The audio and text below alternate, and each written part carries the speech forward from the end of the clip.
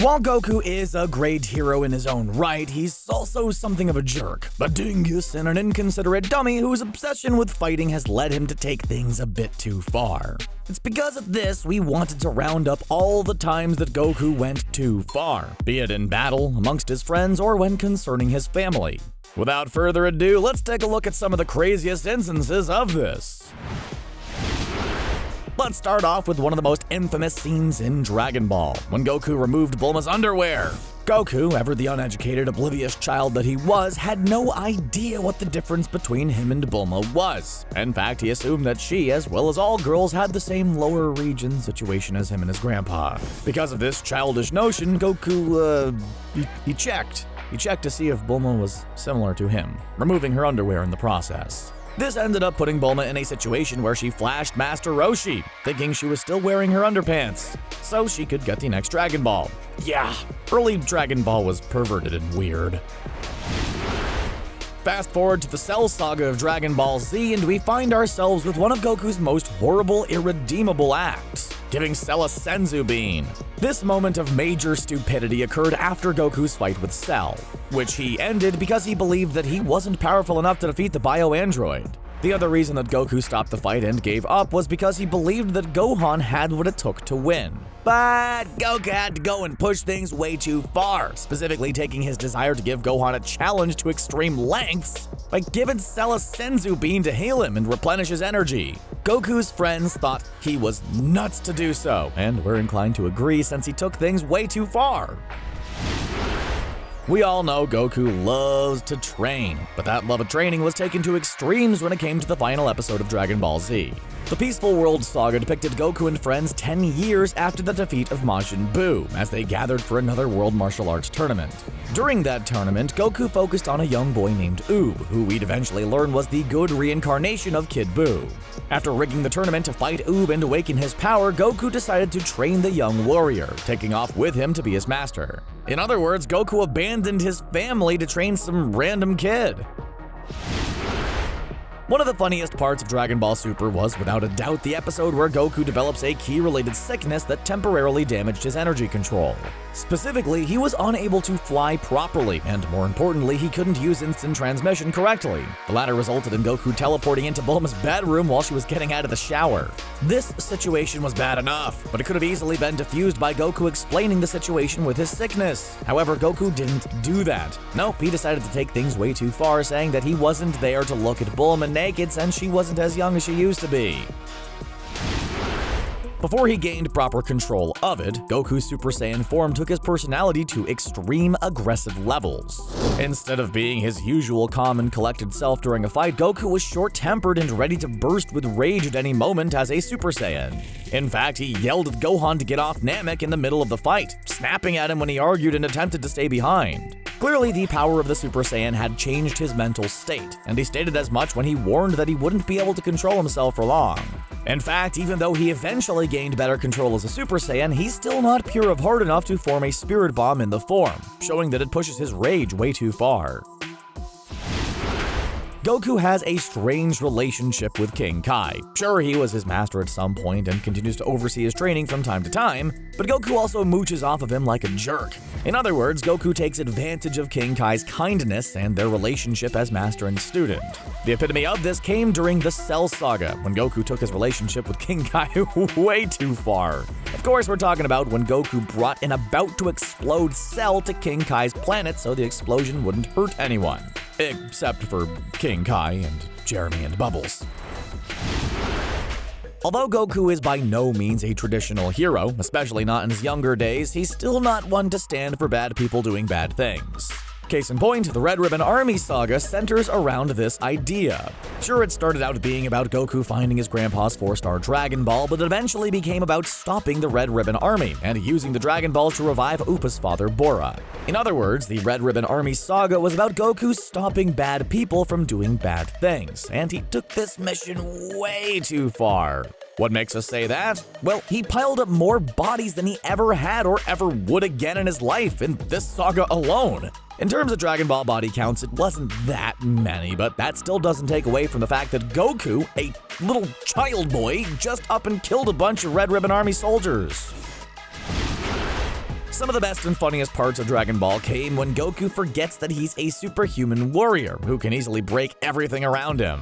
One example of this is when he and Gohan were maintaining their Super Saiyan forms, causing them to break all the glasses and furniture in their home. One of the more recent examples of this, and arguably the funniest instance, came prior to the Golden Frieza saga when Goku went back to maintaining his family's farm. While he was doing this, Vegeta was training with Whis for months, and when Goku overheard this from another room, he burst through the wall in surprise. Seriously, he left a big old cartoon hole in the shape of himself and everything.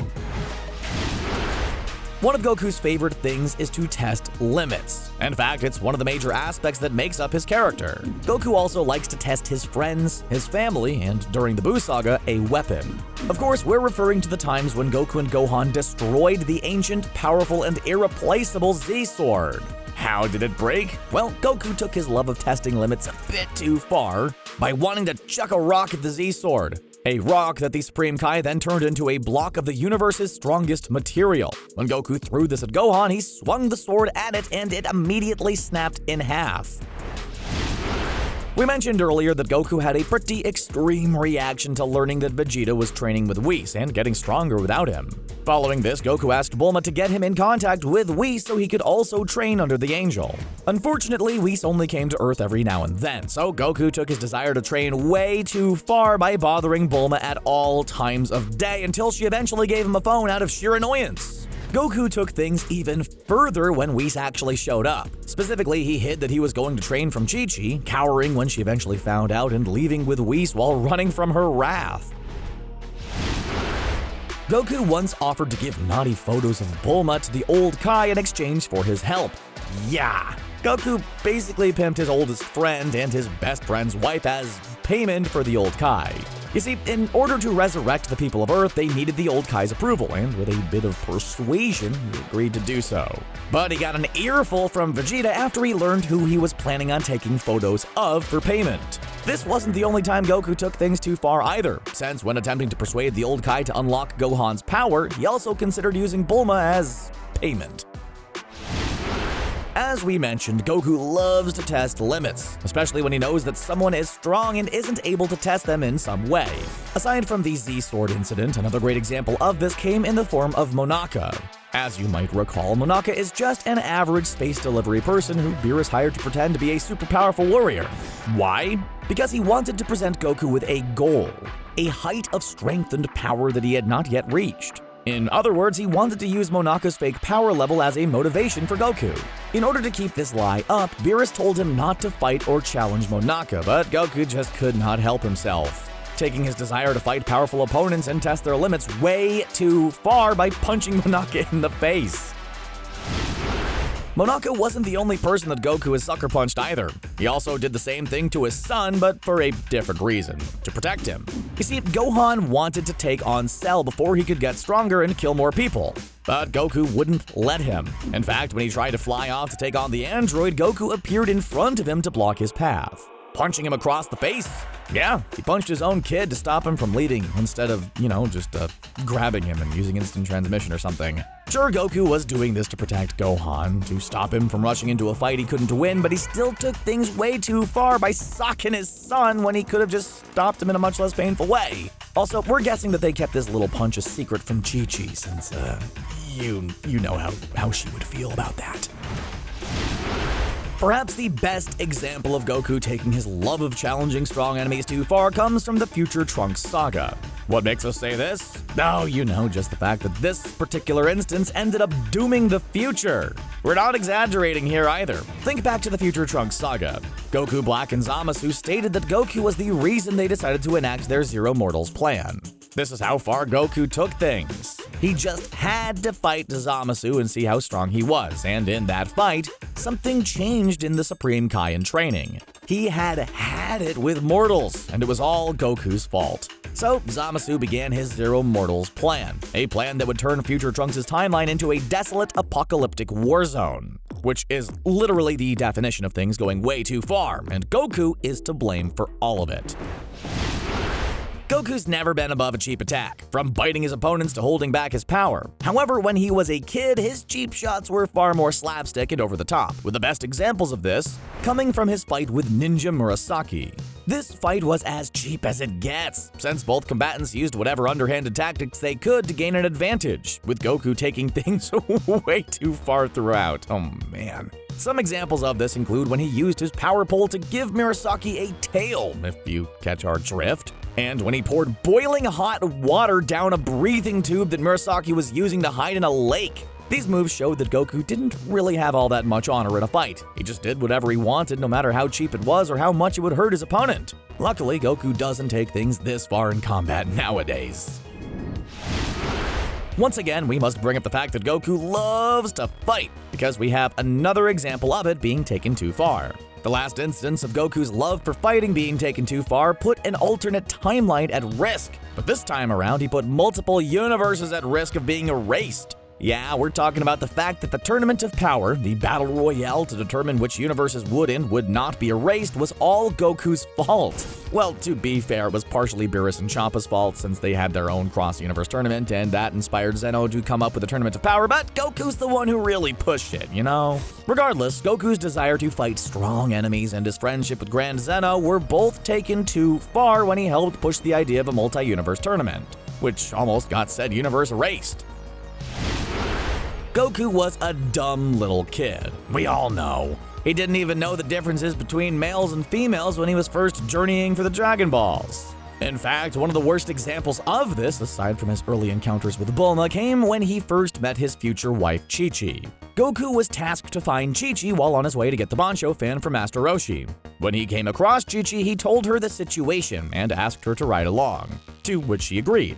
Once she was upon the flying Nimbus, Goku wanted to use the knowledge he had gained from finding out the difference between boys and girls, taking things way too far in the process. Of course, we're referring to the fact that Goku kicked Chi-Chi's pelvic region to test if she was a boy or a girl, an act that left Chi-Chi reasonably upset, but also weirdly enamored. Dragon Ball was weird. While Goku is something of a dingus when it comes to just about everything except for fighting, there's no denying he's a formidable strategist on the battlefield. Specifically, he takes the time to study his opponent's movements and fighting style, even if he has to do so mid-battle. Of course, since this is a video all about the times Goku went too far, we have an example of Goku taking his opponent observation way too far. Specifically, we're talking about when he waited to intervene when Beerus showed up on Earth. The proof of this came when Goku admitted he saw the infamous My Bulma moment, proving that he was on the scene long before he showed himself. Seriously, dude, it's one thing to watch your enemy for a few seconds, it's a whole other thing to wait around doing nothing as all your friends are being attacked by a destroyer god. Goku's Super Saiyan 3 form is an example of the character going way too far in a number of ways. For one thing, he took the Super Saiyan form too far by pushing it into a territory of ridiculously long hair, a lack of eyebrows, and so much energy drainage. In fact, the energy drain brings us to the second reason why the form's first appearance took things too far.